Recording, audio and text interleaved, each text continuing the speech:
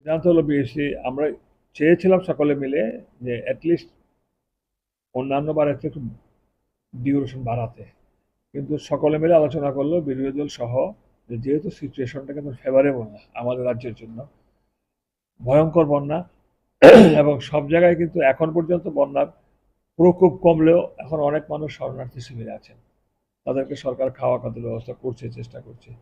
এমত অবস্থায় যে এটাকে 4 দিন 5 দিন নেওয়াটা সমীচীন হবে না বলে সকলে সহমত পোষণ করেছেন। এবার 3 দিনই হবে, 4 5 6। এর মধ্যে ভেরি ফার্স্ট ডে অর্থাৎ প্রথম দিনেই এটা বন্যার উপরে ন্যাচারাল ক্যালামিটিস, বন্যা কিংবা ল্যান্ডস্লাইড সব কিছুর উপরে একটা আলোচনা হবে, বিশেষ আলোচনা হবে প্রথম দিনই এটা। এবং এটাকে এই জন্য হাউসের যে সময় আছে বিকেল 5টা পর্যন্ত, তার থেকে সময় বাড়িয়ে নেব আমরা। এটা 2-2.5 ঘন্টা হবে, সব প্রয়োজন 3 ঘন্টা হতে পারে, মেনলি বন্যাকে কেন্দ্র করে। 3 দিন হবে, 4 5 6। আসবে আসবে কিছু কিছু বিল আসবে। হ্যাঁ, কোশ্চেন আনসার থাকবে, তো আছে সব সিদ্ধভাবে।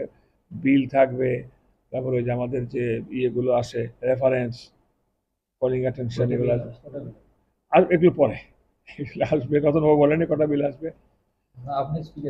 না না না না, এটা হাউসে জানতে পারবেন। হ্যাঁ, আমি বলছি আপনাদের, কিন্তু কি কি বিল আসবে বলবো না, কটা বিল আসছে বলবো। আপনারা হয়তো জেনেও গেছেন কিংবা জানবেন।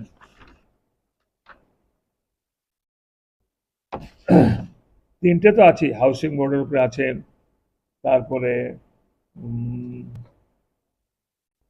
অ্যাপ্লিকেশন বিল আছে, তারপরে হাউসিং বোর্ড অ্যাপ্লিকেশন বিল, তিনটে বিল কনফার্ম। আরেকটা আসবে, কতগুলো আসবে বিধায়কদের জন্য, যেমন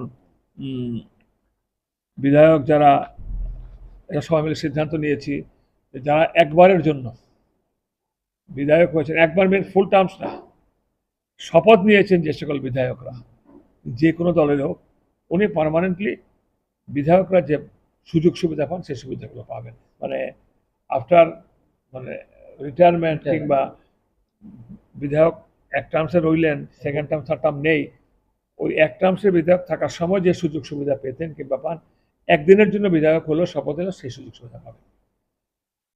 বেসরকারি বিল জানবেন, বেসরকারি বিল এখন পর্যন্ত মনে হয় নেই। ওটা আমাদের যে রেফারেন্স, কলিং অ্যাটেনশন আর প্রাইভেট মেম্বার আসবে। হ্যাঁ, ওটা বিল না, প্র্যাকটিক্যালি এটা আলোচনা, একটা মোশন। এটা হলো 13তম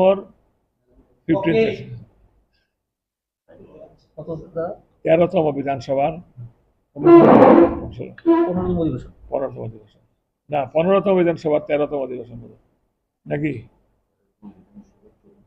চতুর্থ না চতুর্থ